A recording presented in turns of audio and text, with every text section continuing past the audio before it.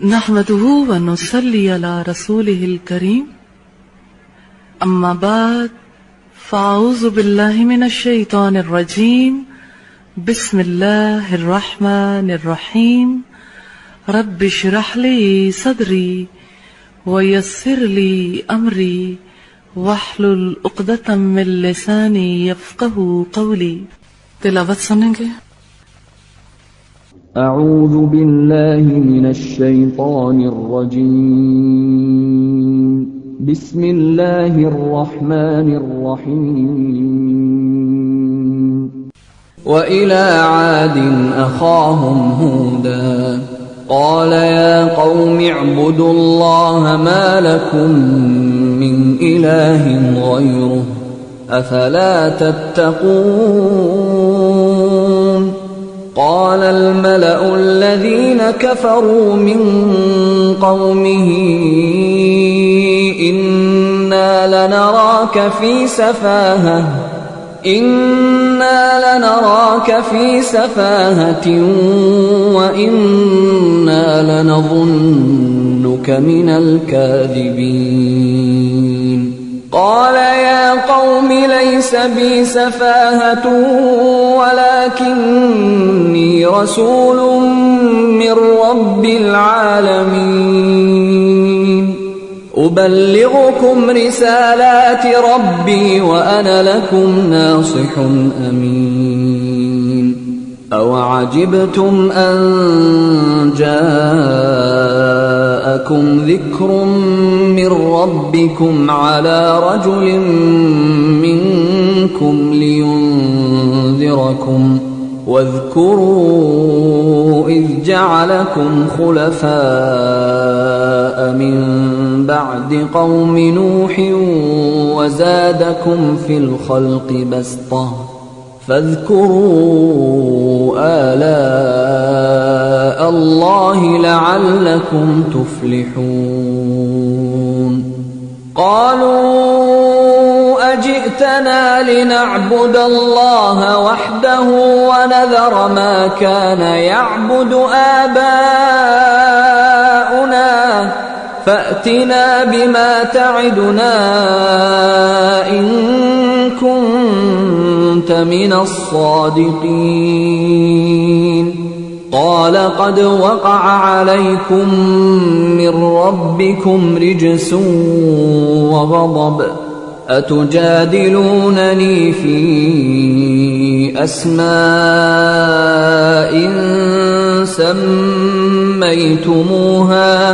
سميتموها أنتم وآباؤكم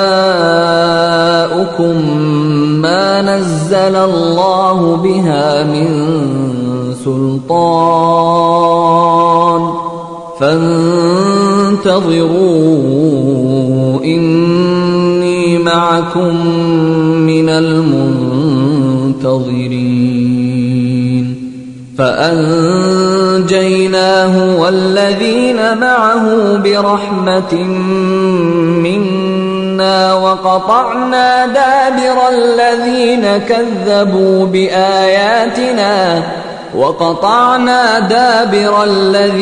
كذبوا بآياتنا وما كانوا مؤمنين.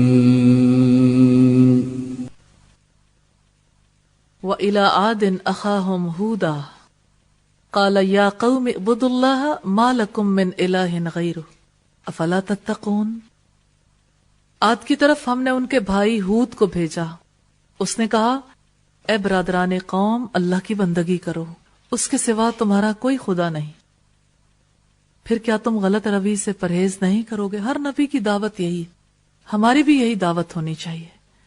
نمبر 1 یہ کہ اللہ کی غلامی اختیار کریں، اور یہ چیز سمجھانے کی ضرورت ہے کہ اللہ کی غلامی سے کیا مراد ہے، غلامی کیسے کی جاتی ہے، اور یہ کہ غلامی کے طریقے کیا ہوتے ہیں، اور غلامی کرنے کا فائدہ کیا ہے، اور اگر غلامی نہ کی جائے تو نقصان کیا ہے. یہی بس سمجھانے کی ضرورت ہے. اللہ کی بندگی کرو یعنی اللہ کی مانو، اس کے سوا تمہارا کوئی خدا نہیں. یعنی اور پھر کس کی غلامی کرنی ہے؟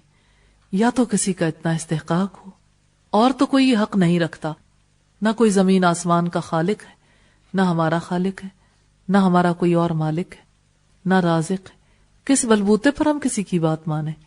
افلا تتقون، کیا پھر تم تقوی کی روش اختیار نہیں کرو گے، یعنی خدا خوفی کا طریقہ اختیار نہیں کرو گے؟ قال الملأ الذین کفروا من قومه انا لنراک فی سفاہۃ وانا لنظنک من الکاذبین۔ اس کی قوم کے سرداروں نے جو اس کی بات ماننے سے انکار کر رہے تھے، جواب میں کہا ہم تمہیں بے عقلی میں مبتلا سمجھتے ہیں۔ کیسی عجیب بات ہے، اور ہمیں گمان ہے کہ تم جھوٹے ہو۔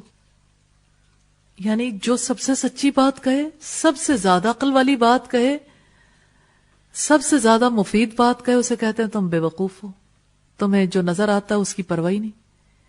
اس دنیا میں تم اپنے لیے کچھ نہیں لیتے ہو، اور جہاں کہ تم کہتے ہو وہ دنیا کس نے دیکھی ہے، اس کا کس کو پتا ہے؟ ہم تو تمہیں بے عقلی میں مبتلا سمجھتے ہیں، اور ہمیں گمان ہے کہ تم جھوٹے ہو۔ یعنی ہمیں کیسے پتا چلے کہ وہ سب کچھ جو تم نے کہا ہے وہ درست؟ یا تو ہمارے سامنے کوئی حقیقت کھلے، پھر ہم کہیں کہ ہاں واقعی تم سچ کہہ رہے ہو۔ دیکھو، سارے حقائق انسان کی نظروں کے سامنے نہیں آ جاتے۔ انسان بہت کچھ جو ہے علم سے بھی سمجھتا ہے، جیسے علم وحی کے توسط سے جو کچھ بتایا جا رہا ہے یہ حق ہے، اس سچائی کو انسان سمجھ سکتا ہے۔ لیکن انہوں نے کہا ہمیں گمان ہے کہ تم جھوٹے ہو۔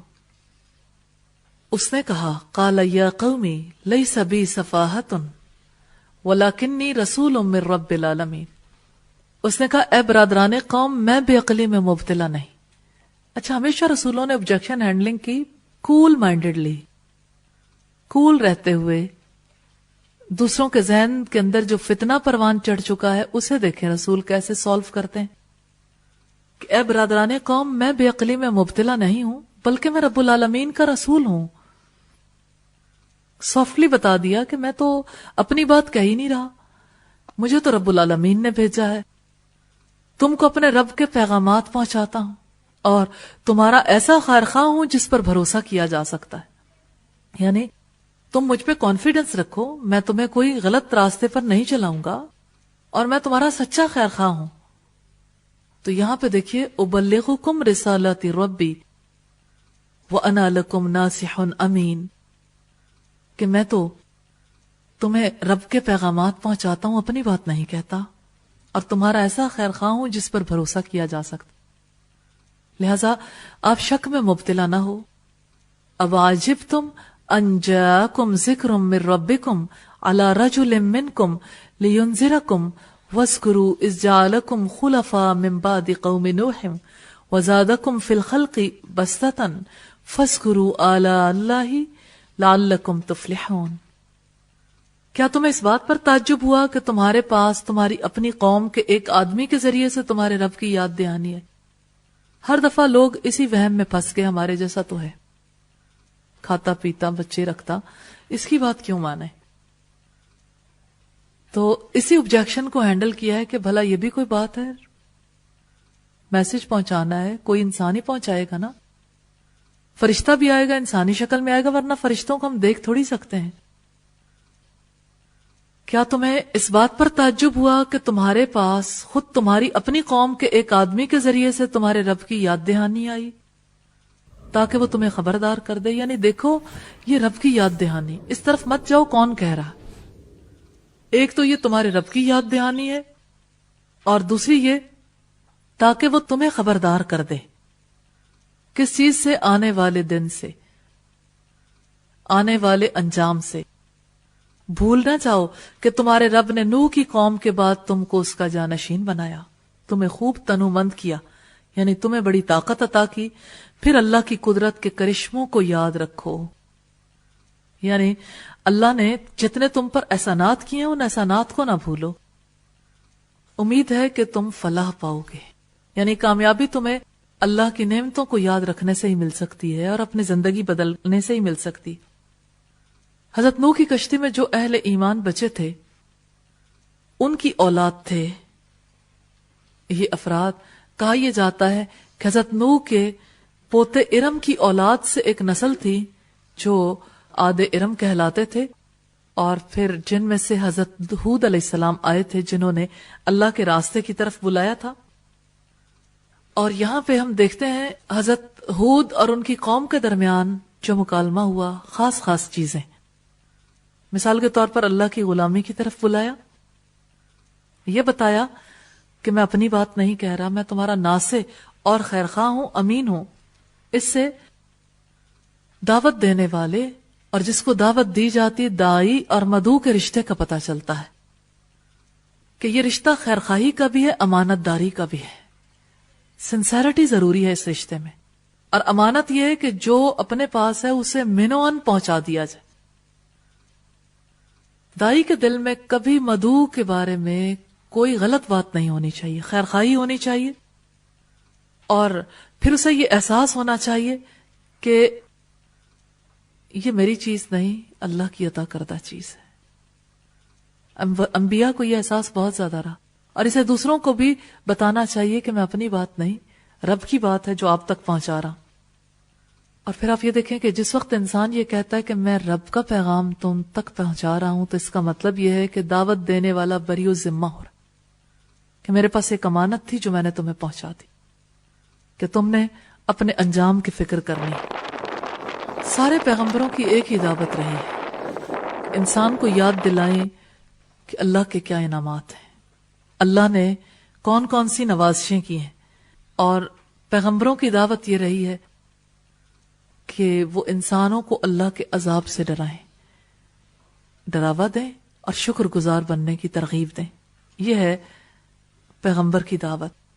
یہاں یہ جو بات کہی نا کہ خدا کی نعمتوں کو یاد کرو تاکہ تم کامیاب ہو جاؤ، اس سے یہ پتہ لگتا ہے کہ آخرت میں اللہ کی نعمتیں وہی پا سکے گا جو دنیا میں اللہ کی نعمتوں کا اعتراف کرے گا۔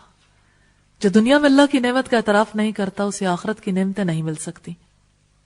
دنیا میں انسان کب اللہ کا شکر ادا کرتا ہے؟ جب اللہ کو منعم، نعمتیں دینے والے کی حیثیت میں پہچان لیتا ہے، اس کو معرفت ہو جاتی ہے کہ اللہ ہی نے یہ سب کچھ عطا کیا۔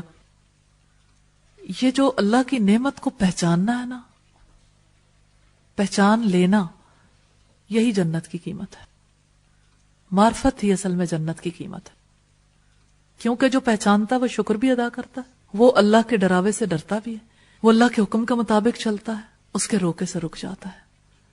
قالوا اجئتنا لنعبد اللہ وحدہ ونذر ما کان یعبد آباؤنا فأتنا بما تعیدنا ان کنت من الصادقین۔ انہوں نے جواب دیا، کیا تو ہمارے پاس اس لیے آیا ہے کہ ہم اکیلے اللہ ہی کی عبادت کریں، سارے چھوڑ دیں، ولیوں کی کوئی بات ہی نہیں، باقی جن کے پاس کوئی اختیار ہے ان کی کوئی بات ہی نہیں، اور انہیں چھوڑ دیں جن کی عبادت ہمارے باپ دادا کرتے آئے ہیں۔ یعنی یہ ایک عجیب بات ہے کہ ہم ان کو کیسے چھوڑ دیں جن کو ہمارے باپ دادا نے پکڑا تھا۔ بھئی اگر باپ دادا سے بے وقوفی ہو گئی تو اس کو جاری رکھنا ہے۔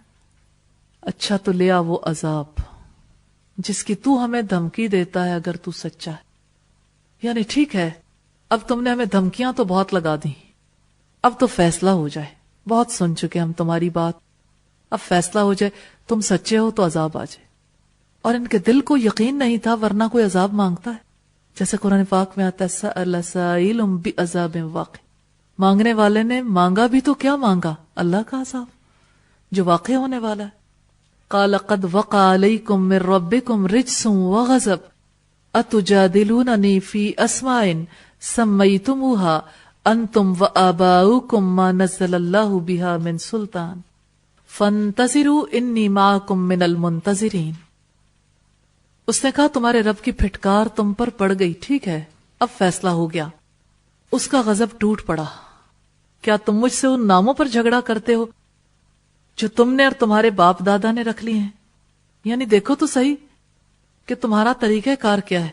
کسی کو تم کہتے ہو کہ یہ فلاں دیوتا جو ہے بارش برسائے گا، فلاں دولت کی دیوی ہے، اور فلاں جو ہے وہ نقصان پہنچا دے گا۔ یہ تمہاری عقل کام نہیں کرتی۔ ہم بڑے مطمئن ہوتے ہیں کہ شکر ہے ہم ناموں پر جھگڑا نہیں کرتے، حالانکہ ہمارے ہاں یہ جھگڑے اور زیادہ ہیں۔ کوئی داتا گنج بخش ہے، کوئی غوث پاک ہے، کوئی اسی طرح سے گنج شکر ہے۔ تو اللہ کے نبی کیا کہتے ہیں؟ کیا تم مجھ سے ان ناموں پر جھگڑتے ہو جو تم نے اور تمہارے باپ دادا نے رکھ لی ہیں؟ ناموں کی شریعت بھی بڑی عجیب ہے، یعنی ناموں کے پیچھے بھاگتے ہیں. اور آج اگر دیکھیں تو ان پڑھ لوگوں میں تو اور طرح کے نام مقبول ہیں نا، پڑھے لکھے لوگ بھی ناموں کی شریعت کے قائل ہیں. مثال کے طور پر کبھی آپ نے اشتہار پڑھے قدسی صفات، کبھی کسی کے بارے میں پڑھا آپ نے محبوب خدا، کبھی کسی کے بارے میں پڑھا وہ ستون اسلام. تو آپ دیکھیں کہ یہ نام جو ہے نا یہ رہ جاتے ہیں، تعلیمات مٹ جاتی ہیں، انسان اس طرح سے شرک میں مبتلا ہو جاتا. کون جانتا ہے کہ اس کے اندر پاکیزگی کتنی ہے؟ دوسرے کیسے دعویٰ کر سکتے ہیں؟ کیسے کہہ سکتے ہیں ستون اسلام ہے؟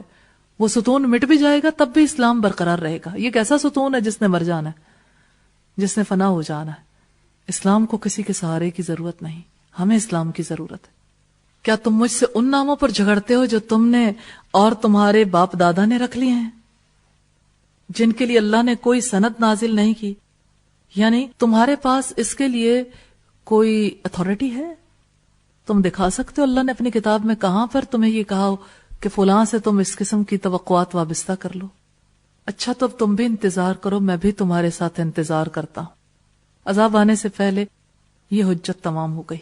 فَأَنْجَيْنَاهُ وَالَّذِينَ مَعَهُ بِرَحْمَةٍ مِنَّا وَقَطَعْنَا دَابِرَ الَّذِينَ كَذَّبُوا بِآيَاتِنَا وَمَا كَانُوا مُؤْمِنِينَ. آخر کار ہم نے اپنی مہربانی سے ہود علیہ السلام اور اس کے ساتھیوں کو بچا لیا اور ان لوگوں کی جڑ کاٹ دی جو ہماری آیات کو جھٹلا چکے تھے اور ایمان لانے والے نہیں تھے. اللہ نے بچایا کس کو؟ جو سینسٹیو تھے، جو قبول کرنے والے تھے.